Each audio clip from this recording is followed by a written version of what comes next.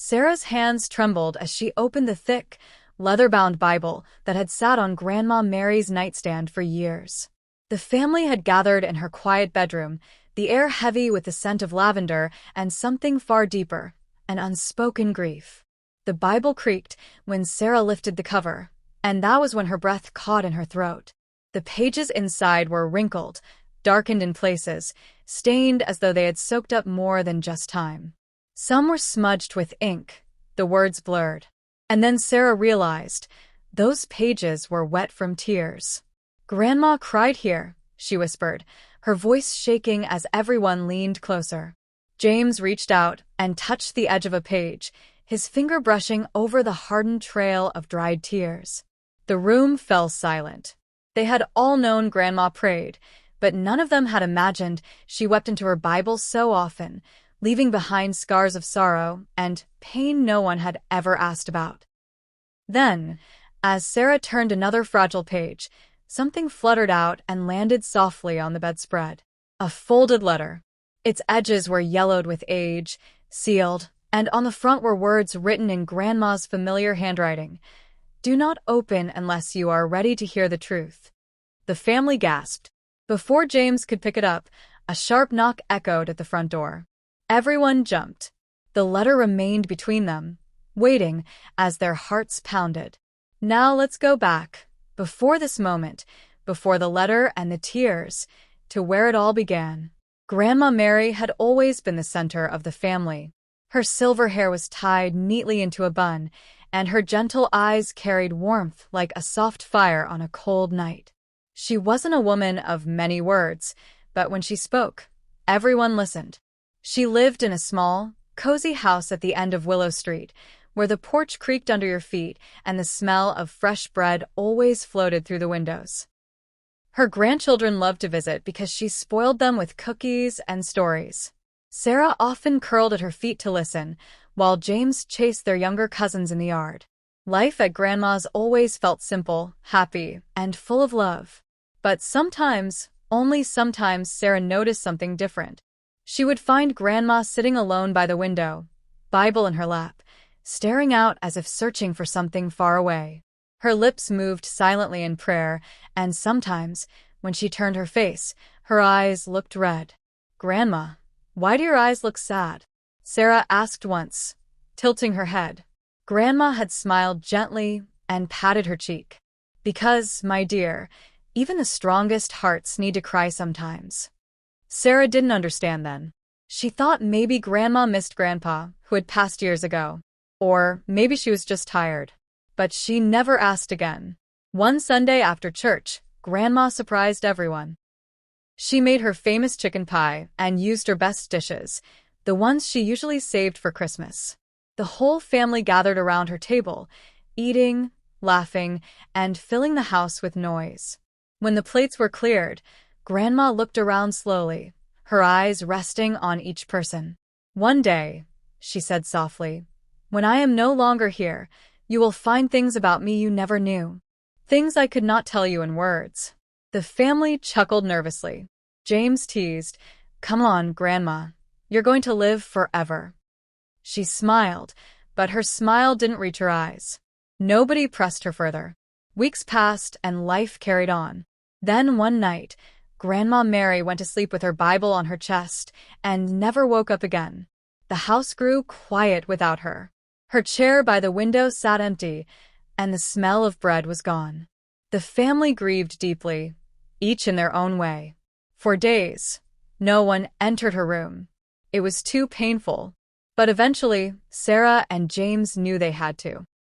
They stepped in carefully, as if the walls still held Grandma's spirit. Her glasses were folded neatly on the table, her shawl draped across the chair. On the nightstand sat the Bible, worn and heavy with secrets. Sarah picked it up. The leather cover felt rough under her fingers. She opened it and found the wet pages. Each tear mark told a story.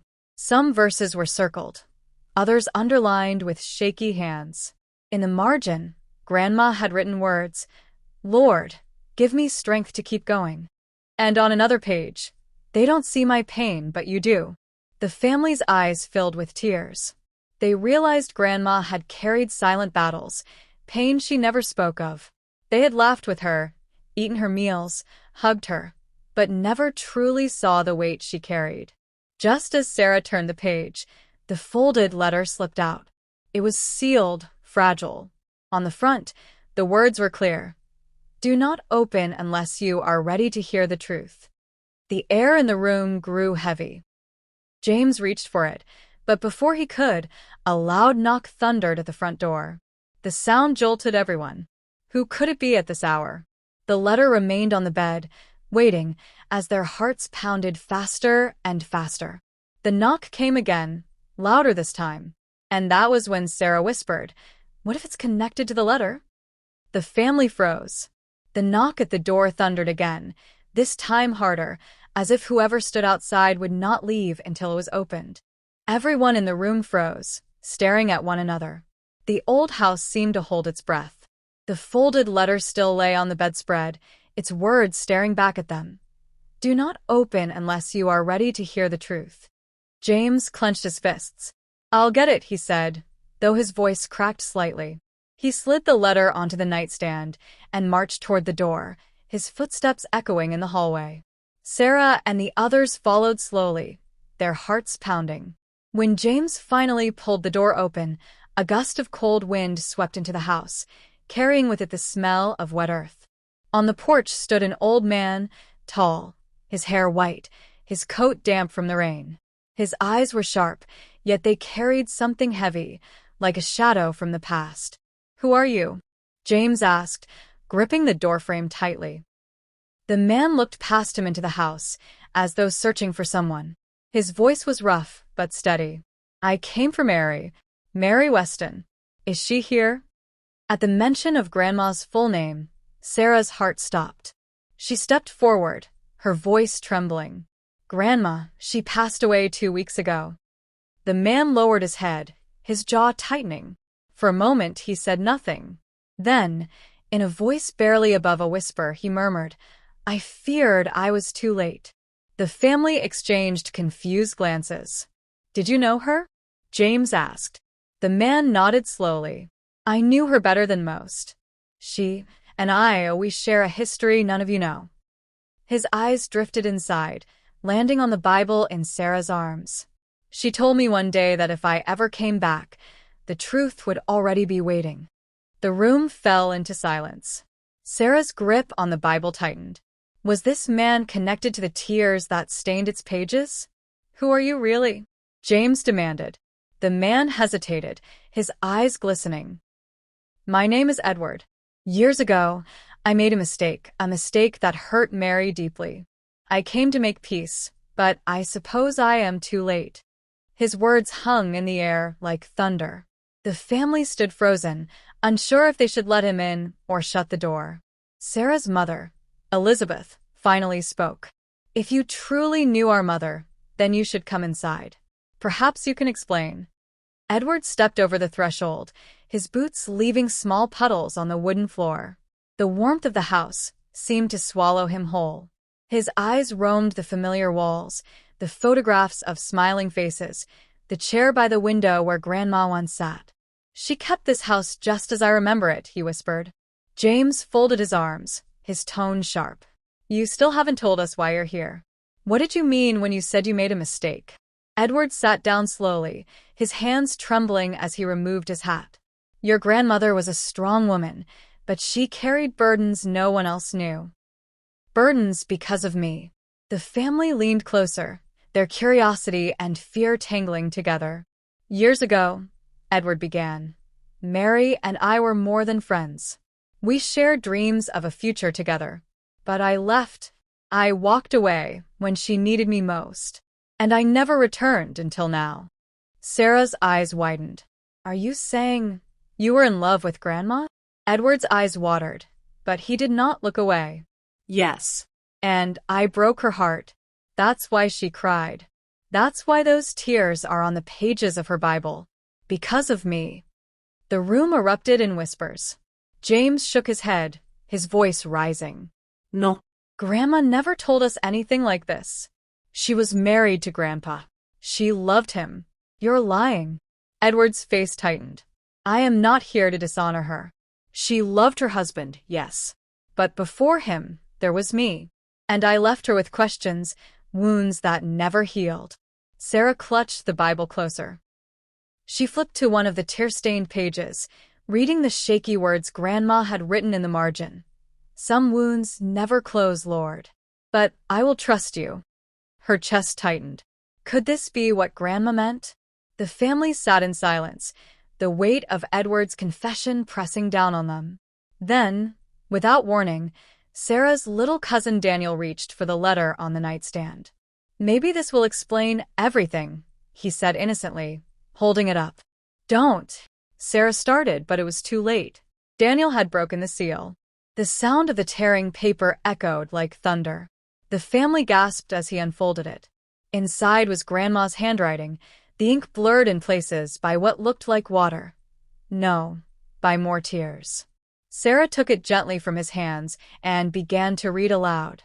My dearest family, if you are reading this, then I am no longer with you. There are things about my past I could not bring myself to say. Things that may hurt, but also may heal. I wrote them in these pages, in the tears you now see. And one day, you will understand why I wept so much. Sarah's voice cracked, and she stopped reading. Her hands trembled as she stared at the rest of the letter. What does it say? James urged, his face pale. Sarah shook her head, tears filling her eyes. It says there's another secret. And it's not just about Edward. The family froze. Edward's expression darkened as he leaned forward. What secret? Sarah swallowed hard, her voice breaking. It says, the truth is hidden in the back of the Bible, in a place no one has ever looked. Everyone turned to the old Bible in her lap. James reached for it, his hand trembling, and began flipping carefully through the pages. He reached the end and gasped. There, tucked deep inside the binding, was another folded note. But this one was different. Its paper was newer, less worn, as though Grandma had hidden it not long before she passed. The family leaned in closer. James picked it up slowly, his heart pounding. His eyes widened as he saw the words written on the front. This is the truth I could never say aloud. The room felt like it had shrunk. Everyone leaned forward as James held the second note in his trembling hands. The fire in the living room crackled, but its warmth couldn't reach them. Sarah's heart raced so fast, she thought it would burst. The note was lighter than the first, but it carried a weight that pressed on them all. Read it, Sarah whispered, her voice breaking the silence. James hesitated. His throat felt dry, his palms sweaty. He glanced at Edward, who sat quietly, eyes fixed on the Bible as though afraid of what might come next. Then James unfolded the paper slowly, the crisp sound slicing through the silence. Grandma's familiar handwriting stretched across the page. Her words were shaky, as though her hand had trembled as she wrote. James cleared his throat and began to read aloud. My dear children and grandchildren, if you have come this far, then you now know that I carried pain inside me that I never shared. You may wonder why the pages of my Bible are wet with tears. The truth is, I wept not only because of Edward, but because of a choice I made long ago. A choice that changed everything. Before your grandfather, before the life you all knew, I had another child. Gasps filled the room. Elizabeth, Sarah's mother, covered her mouth. James froze mid-sentence, his voice cracking.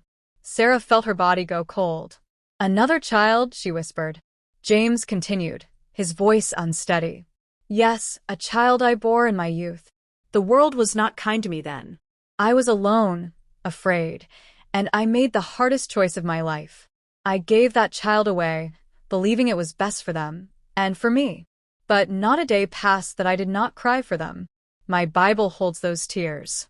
Each prayer was for that lost child, that they would grow safe, loved, and never feel abandoned. The family sat frozen, their faces pale. Elizabeth whispered, her voice shaking, You mean we had a brother? Or a sister? And she never told us? Edward's eyes lowered, his jaw clenched. I knew about this, he said quietly. Everyone turned sharply toward him. What do you mean you knew? James demanded. Edward sighed heavily, his hands trembling as he clasped them together. That child was mine. The air in the room shattered. Sarah felt dizzy, her vision blurring. Her grandmother's secret wasn't just about a lost child. It was tied directly to the man now sitting in their living room. You mean to tell us, Elizabeth's voice shook with anger, that you and my mother had a child and you abandoned both of them? Edward's face twisted with regret. Yes. I was young, foolish, and afraid. I left Mary when she needed me most. She carried that burden alone, and it broke her heart. I came tonight to see if she had ever forgiven me. The family was stunned into silence. Tears welled in Sarah's eyes as she remembered the stains on the Bible's pages. Grandma hadn't just been praying for strength. She had been crying for a lost child. James handed the letter to his mother, unable to read further. Elizabeth's hands shook as she scanned the words, then gasped again. There's more, she whispered. Listen. She steadied her voice and continued. I never stopped loving that child. I prayed for them every night. And I need you, my family, to know the truth. The child grew up not far from here. You may have even crossed paths without knowing. If my prayers were answered, they're still alive today. If you ever find them, tell them I never forgot and I never stopped loving them. Her voice cracked. The note slipped from her fingers and fluttered to the floor. The room erupted in whispers and sobs. Sarah hugged the Bible tightly to her chest, her tears falling fast. She could almost hear Grandma's voice in the pages, whispering the prayers she once spoke in the silence of her room. James stood abruptly, his chair scraping against the floor. We have to find them, he said firmly. Whoever they are, wherever they are, we can't let Grandma's tears be for nothing. Edward lowered his head. I've searched for years, he admitted. I thought maybe Mary had told someone, but she kept the secret well. All I know is that the child was placed with another family. That's all. The family sat in stunned silence, the weight of the revelation sinking in. A lost child, a brother, an uncle, maybe even someone they knew without realizing. And then, just as the silence began to thicken, a sound startled them. 3 slow, deliberate knocks came at the door. The same door that had revealed Edward minutes ago. Everyone's heads whipped toward it, their hearts pounding. What if it's them? Sarah whispered, her voice trembling. James clenched his fists. There's only one way to find out. He walked toward the door, each step heavy, the wooden floor creaking beneath him. The family held their breath as he reached for the knob. The knocking came again, louder this time. James turned the handle, his palms slick with sweat. He pulled the door open and froze. Standing there in the rain was a stranger. A woman, no older than 50, with sharp eyes and a worn expression. In her hands she held a small box. Her voice was low, but steady. I'm looking for Mary Weston. The rain poured behind her, splashing against the wooden porch as the mysterious woman stood at the door. Water dripped from her coat, but her hands clutched the small box tightly as though it held something fragile, something too important to lose. James's throat went dry. Mary Weston, she was our grandmother, he said cautiously. She passed away. The woman's face shifted. For a moment, her eyes glistened, but she quickly looked down, clutching the box tighter. Then I am too late, she whispered. Sarah stepped forward, her heart pounding. Who are you? The woman hesitated. She glanced at Edward, who sat stiffly in the living room, his face pale as though he already knew who she was. Then she looked back at Sarah, her voice breaking as she said, My name is Anna and Mary was my mother. The words struck like lightning. Elizabeth gasped, her hand flying to her mouth. James stumbled backward, shaking his head. Sarah's grip on the Bible tightened until her knuckles turned white. You're the child? James stammered. Anna nodded slowly. The one she gave away. Silence fell over the house. The family's breaths were heavy, the fire crackling faintly in the background. Edward's eyes filled with tears as he whispered, Anna. Her gaze hardened when it fell on him. So, you're here too, she said bitterly. The man who left her. Edward bowed his head in shame, his voice low. I am sorry. I know my sorry can't undo the past, but I never stopped thinking about you. Anna stepped inside, her shoes dripping on the floor, and set the box gently on the table. Her hands trembled as she pushed it toward the family. This was given to me by the woman who raised me. She said it came from Mary long ago. She told me to keep it safe, that one day I might need it. Elizabeth reached for the box, her hands shaking. The wood was old but polished, carved with small flowers along the edges. She slowly lifted the lid. Inside were letters, dozens of them, neatly folded, tied with thin ribbons. On top lay a photograph, a young Mary, holding a baby wrapped in a white blanket. Her eyes were tired, but filled with love. Elizabeth gasped, her tears spilling freely. She did love you, she whispered, lifting the photo with trembling hands. She never forgot. Anna's lips quivered as she reached for one of the letters. She opened it carefully. The words inside were written in Grandma's neat handwriting. My sweet Anna, I cannot hold you, but I hold you in my prayers every night. Forgive me for letting you go. One day, I hope you will know my tears were never because I stopped loving you, but because I loved you too much to see you suffer with me. Anna pressed the letter to her chest, her body shaking with silent sobs. For years, she had wondered if her birth mother ever cared, if she had been abandoned without thought. And now here was proof. Mary had loved her deeply, fiercely, painfully. Sarah wept openly, hugging the Bible against her chest. That's why the pages are wet with tears. She was crying for Anna all this time. The room filled with grief, love, and regret all tangled together. Edward sat silently, his face pale, his hands clenched. Then Anna's eyes lifted sharply toward him. You knew, didn't you?" she demanded, her voice rising. Edward's lips trembled. "Yes. I knew Mary was carrying you. And I ran. I was weak." His voice cracked. "It is the greatest shame of my life." Anna's face twisted with anger. "Do you know what it's like to grow up never knowing where you came from? To wonder every night if your mother hated you?" Her voice broke. "And you, her so-called love, you left her to cry alone?" Edward closed his eyes, tears streaming down his cheeks. "Yes. And every day since then has been punishment enough. But I am here now, not to excuse myself, but to ask for forgiveness, though I know I may not deserve it."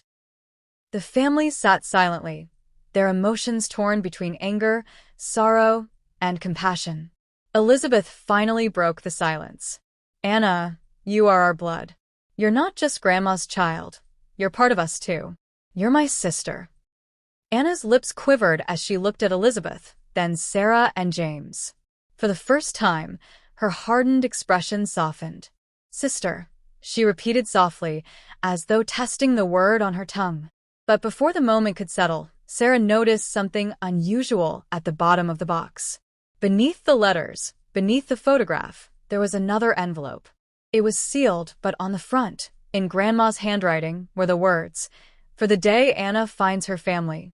Sarah's hands trembled as she lifted it. "Anna," she whispered, "this one is for you." Anna stared at the envelope as though it might vanish. Slowly, with trembling fingers, she opened it. The paper inside was delicate, but the words were clear. "My dearest Anna, if you are holding this, it means you have found your way home. I prayed every day that you would. Know this, you were never unwanted. You were always loved. You have brothers, sisters, nieces, and nephews who will welcome you with open arms. Please, forgive me for my silence. And forgive Edward if your heart can. He failed us both, but he was once my greatest love. Do not let my tears divide this family. Let them water the roots of forgiveness.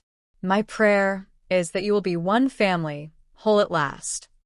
Anna's tears dripped onto the letter, blurring the ink. The family gathered around her, their arms reaching out to hold her. For a moment, it seemed like healing was possible. But then, a sudden crash shattered the silence. Glass exploded from the window in the living room, scattering across the floor. Everyone jumped back, startled, as a shadow moved outside in the storm. James rushed to the window, his heart pounding. "Someone's out there," he shouted. The family froze, their tears replaced by fear. Sarah clutched the Bible tightly against her chest. Anna whispered, her voice trembling. "What if they're here for me?" The glass lay scattered across the wooden floor like 1,000 tiny stars, reflecting the flickering firelight. The wind howled through the broken window, carrying the rain inside. The family stood frozen, eyes wide with terror, as the shadow outside shifted again. James clenched his fists, his chest heaving. "Stay back," he shouted, though his voice wavered. He grabbed a fireplace poker from beside the hearth and inched toward the window. Sarah hugged the Bible tightly against her chest, her knuckles white. Anna stood rooted to the spot, her face pale, clutching the letter Grandma had written just for her. The shadow moved once more, and then, slowly, a figure stepped into the light of the porch. It was a man, drenched from the storm, his coat torn and his face hardened by years of struggle. His eyes darted from the broken glass to the family huddled inside. "I don't want trouble," he said, his voice hoarse. "But I need answers." James raised the poker, his body tense. "Who are you? What do you want?" The man took a shaky step closer, lifting his hands. "My name is David. And Mary Weston was my mother, too." The room erupted. Elizabeth gasped, stumbling backward as her knees nearly gave out. Anna's mouth dropped open, her hands clutching her chest. Sarah's head spun, the world tilting. "What did you just say?" James demanded, his grip tightening on the poker. David's eyes glistened with desperation. "I grew up in foster homes, moving from place to place. I never knew my mother, but I knew her name. I searched for years, trying to find her, but always came up empty. Then, tonight I followed a lead that brought me here." His voice cracked. "I didn't know she was gone." Anna's eyes widened, her voice trembling. You're saying you're my brother?" David turned toward her slowly. "Your brother," he whispered. "If Mary is your mother too, then yes." The family was stunned into silence. Sarah's tears spilled over as she pressed the Bible closer to her heart. Grandma's words echoed in her mind. "Do not let my tears divide this family. Let them water the roots of forgiveness." But the shock was too heavy. James shook his head furiously. "No. This is impossible. How many secrets can one woman hold? First Anna, now you?" Edward buried his face in his hands. "Mary, what have you done?" he muttered, his voice full of regret. David stepped inside carefully, glass crunching under his boots. His eyes scanned the room until they landed on the box of letters and the Bible in Sarah's arms. His face crumpled. "She did remember me, didn't she? Please tell me she didn't forget." Anna looked at him with tears streaming down her face. She picked up one of the letters from the box, flipping through them frantically. Then she froze. Her breath caught. "Wait, look at this," she whispered. The family gathered as she held up a letter dated many years ago. It read, "To my son, wherever you may be, I pray this finds you one day. You are not forgotten. You are my heart, even if the world has hidden you from me. Forgive me, my child. Forgive me." David collapsed into a chair, his shoulders shaking as he covered his face with his hands. "All my life I wondered if I mattered to anyone. Now I know she did care." The room was heavy with grief, but also something else, a flicker of hope. Anna moved closer to David, her eyes softening. "Then we are brother and sister," she whispered, her voice breaking. "We are both her children."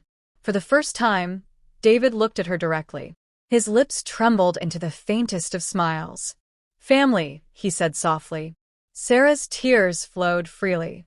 She looked at James, who stood stiffly by the fireplace, the poker still in his hand. "Don't you see? This is what Grandma wanted. She wanted us all to know, to come together. That's why she cried. That's why her Bible is soaked in tears." But James's face was stormy. His voice shook with anger as he slammed the poker against the floor. "She lied to us. She kept secrets from all of us. How are we supposed to forgive this?" The words struck like lightning. The fragile peace shattered. Anna's face hardened, David's eyes filled with pain, and Elizabeth buried her face in her hands. Sarah clutched the Bible tighter, her voice trembling but firm. Because that's what she asked. Look. She flipped to one of the tear-stained pages and read aloud. Lord, let my family be whole, even when I am gone. Let them forgive what I could not say. The room grew quiet again. Only the storm outside roared on. But just as the family began to breathe, Anna reached into the box again, searching through the letters. Her fingers brushed against something strange, an envelope thicker than the others, hidden at the very bottom. Her heart skipped. She pulled it out slowly. Written on the front, in bold letters, were the words, "The truth that must not be ignored." Anna's hands trembled as she held it up. Everyone's eyes locked on the envelope. The fire popped in the hearth. What truth? Elizabeth whispered. Anna slowly began to open it, her hands shaking so badly the paper nearly slipped. And then suddenly, before she could unfold it, the lights flickered once, twice, then went out completely, plunging the house into darkness. The family gasped, their cries echoing in the pitch-black night as the storm raged outside. The darkness fell so thick it seemed to swallow the very air. The fire in the hearth had sputtered out with a sudden gust that blew through the broken window, leaving only the sound of the storm outside and the uneven breathing of those trapped inside. Anna froze with the envelope in her trembling hands, her heart pounding in her chest. She could hear James cursing under his breath, the shuffle of Elizabeth fumbling for something to steady herself, and Sarah's whisper like a frightened child. Grandma, why now? Why in the dark? A sudden crack of thunder shook the house, and the glass shards on the floor rattled like bones. David stood near the doorway, his figure a shadow in the pitch black. His voice came low, steady, but carrying a weight that silenced the others. Light a candle, he said, before we lose ourselves in fear. James fumbled along the mantel until his hand knocked against the box of matches. With shaking fingers, he struck one, and a thin flame burst to life, glowing weakly against the storm. He lit a candle, then another, their soft yellow light casting long, eerie shadows across the faces of the family. Everyone's eyes went back to Anna, who still held the envelope. Her knuckles were white, her lips trembling. "Do I open it?" she whispered. The silence was unbearable. It was Elizabeth who finally spoke, her voice fragile but firm. "Your grandmother wanted us to know. Whatever is in that letter, it was her truth. And we must face it together." Anna nodded slowly, then slid her finger beneath the seal. The sound of paper tearing filled the tense room. She unfolded the envelope and pulled out several sheets of paper, yellowed with age but carefully preserved. Her eyes scanned the first line, and she gasped so loudly the candle flames quivered. "What is it?" Sarah begged. Anna's lips quivered as she read aloud, her voice cracking. "To my family, there is one truth I never found the strength to say. David is not the only child I could not raise. Before him, before Anna, there was another. I was young, foolish, and frightened, and I gave her away." The words seemed to stab the air itself. Elizabeth let out a broken sob and sank into a chair. James's face drained of color. Sarah shook her head in disbelief. "No," Sarah whispered, clutching the Bible tighter. "Not another one. Grandma couldn't, she wouldn't." But Anna continued reading, tears blurring her vision. "Her name is Grace. I do not know where she is, but I pray for her every night. I pray that she forgives me. My tears on these pages are for her as much as for all of you. If you ever find her, tell her she was loved, even in my silence." Anna lowered the paper, her hands shaking so violently the candlelight flickered across her tear-stained face. Grace. Another child. Another secret. David staggered back, his hand clutching his chest. "All this time I thought I was alone. But there's more? Another sibling?" Elizabeth pressed her trembling hands to her mouth. Mary, why didn't you tell me? Why did you carry this alone?" James slammed his fist against the mantel, rattling the candlesticks. "How many lies? How many more secrets are we supposed to carry?" His voice cracked, breaking into a sob he tried to hide. The family was unraveling, the storm outside no louder than the storm inside their hearts. But Sarah, the youngest, stepped forward. Her face was streaked with tears, but her eyes glowed with a strange, stubborn light. She held Grandma's Bible high, pointing to the tear-soaked pages. "Don't you see? This is why she cried. Not because she wanted us to hate her, but because she wanted us to forgive her. She wanted us to find each other, to heal what she couldn't fix." Her words struck deep, silencing the chaos for a moment. The only sound was the rain drumming on the roof. Then David spoke, his voice low and steady. "Grace is out there, somewhere, and if she's alive, she deserves to know. We can't leave her in the dark, not like Grandma left me." Anna looked at him, then at the others. Slowly, determination replaced the shock in her eyes. "He's right. Grandma wanted us to find her. Maybe that's why she left this letter. So we'd have no choice but to face the truth." Elizabeth wept softly into her hands. "But where do we even begin?" As if in answer, Anna glanced back into the envelope. Her fingers brushed against something small, folded, and nearly hidden in the corner. She pulled it out. It was a scrap of paper with an address written in Grandma's shaky handwriting. The room went still. "An address," Anna whispered. She did know. The family stared at the paper, the storm outside raging harder than ever. For the first time, their fear was mixed with something new, purpose. But just as Anna opened her mouth to speak, a loud, deliberate knock echoed at the front door. 1, 2, 3. The sound was slow, heavy, and unmistakably human. Everyone froze. The knock came again.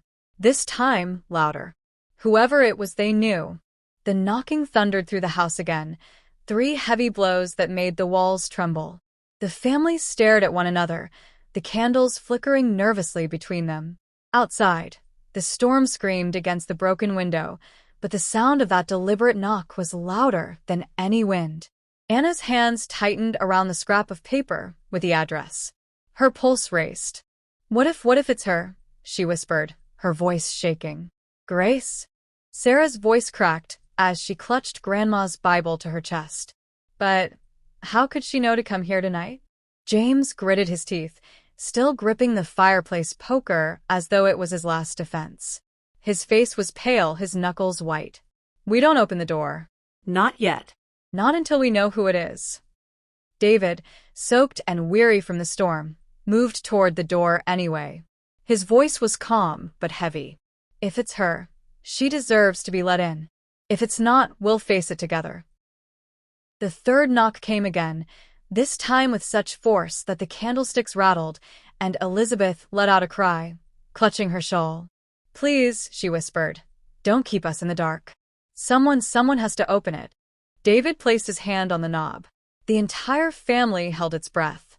The storm outside roared, as though the heavens themselves were waiting. With one deep inhale, he pulled the door open.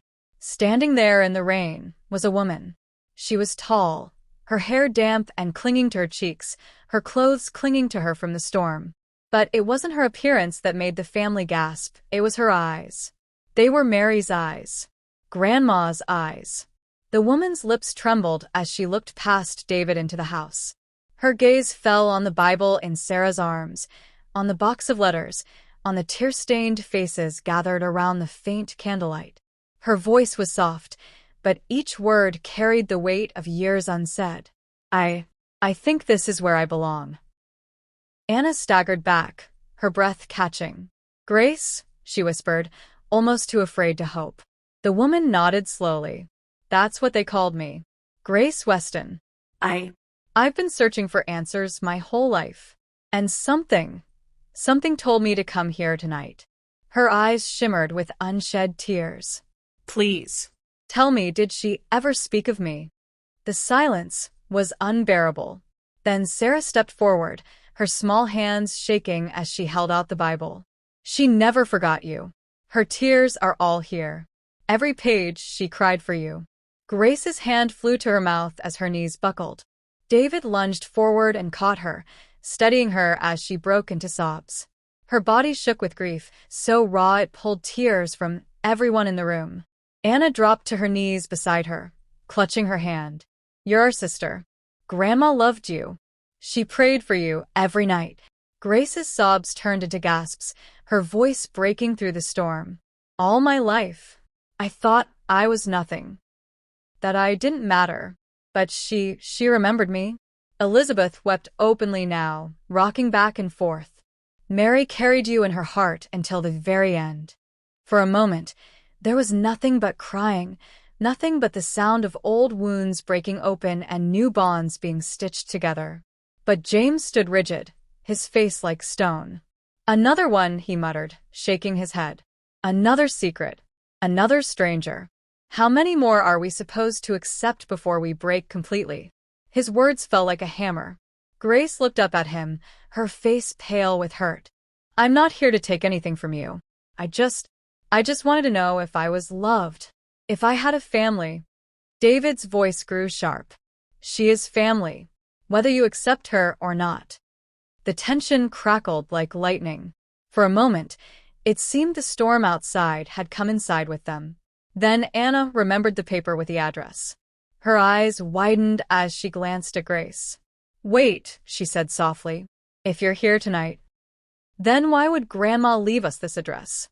Unless—" She unfolded the paper again, holding it up for all to see. It wasn't just an address.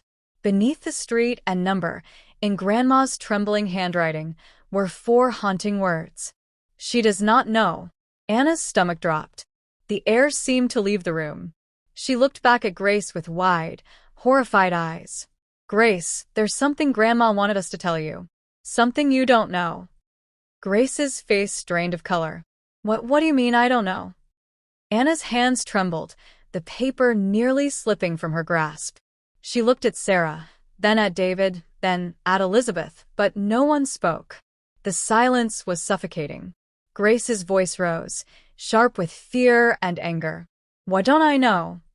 Before anyone could answer, the storm outside roared louder, the wind slamming the broken shutters against the wall.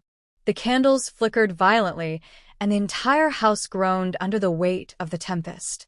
And then suddenly, the last candle blew out, plunging them all into darkness once again.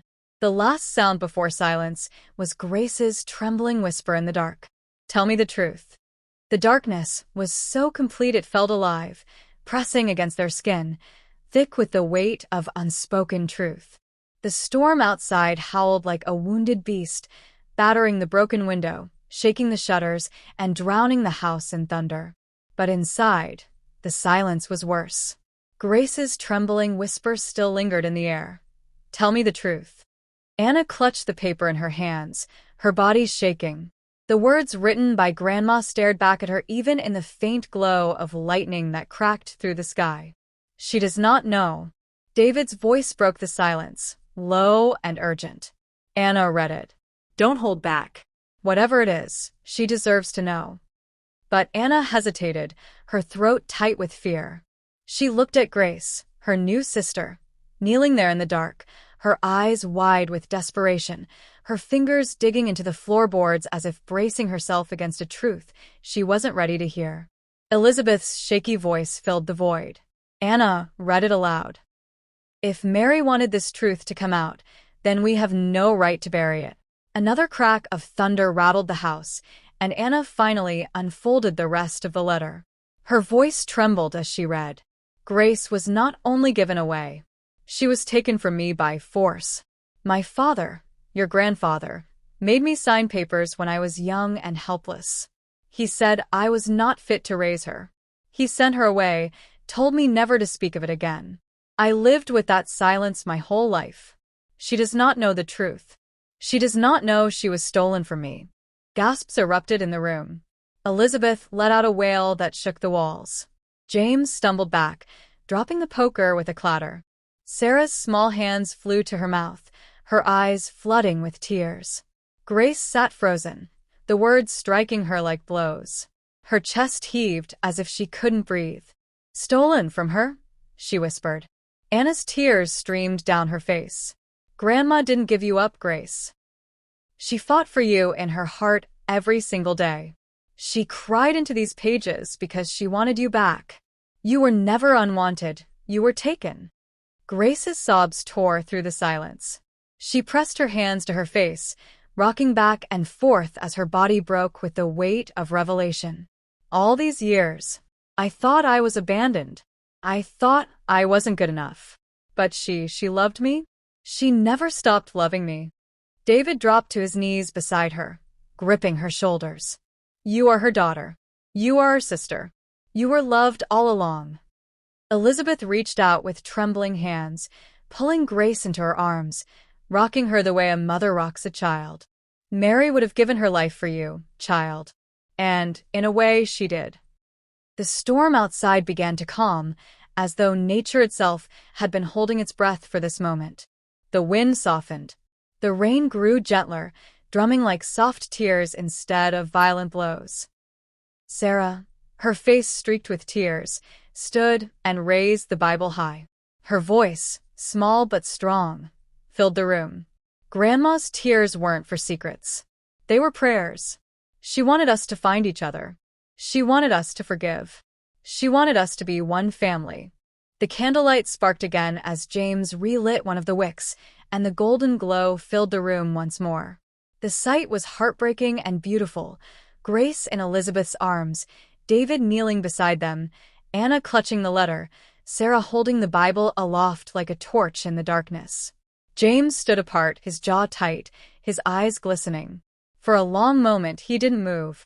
Then slowly, with a broken sob, he dropped to his knees beside them all. His voice cracked as he whispered, "Mother, I forgive you." One by one, the family drew together. For the first time, they weren't bound by lies or by silence. They were bound by the truth, by the tears their grandmother had shed, and by the love she had carried in secret all her life. Grace reached out and touched the Bible, her tears falling onto its pages. I understand now. These tears, they weren't just sorrow. They were love. Her love for us. Anna nodded, her voice breaking. Her love that never gave up. The family held one another as the storm finally faded into the night. Outside, the sky began to clear, and the first faint light of dawn touched the horizon. Grandma's Bible lay open on the table, its pages wet not only with her tears, but now with theirs. But the tears were no longer only of grief. They were of healing, of unity, of love. And in that moment, the family finally understood the life lesson Mary Weston had left for them. Never judge the silence of someone who loves you, for behind it may be a river of tears, prayers, and sacrifices you may never see until it's too late. The room grew still. The storm was gone. And though Grandma was no longer with them, her love lived on, in the pages of her Bible, in the tears she left behind, and in the family she had fought so hard to hold together, even after her death. They were whole. At last. Open book life lessons from the story. 1. Love never dies in silence. Even when unspoken, true love is shown in sacrifice and prayer. 2. Never assume tears mean weakness. Sometimes they hold the strongest prayers and deepest truths. 3. Secrets don't always mean betrayal. Sometimes they are the scars of battles fought in silence. 4. Family is not broken by mistakes. It is healed by forgiveness and unity. 5. Cherish loved ones while they're alive, because their tears, their sacrifices, and their love may remain hidden until it's too late. Don't forget to like, comment, and subscribe for more touching video stories that inspire and heal hearts.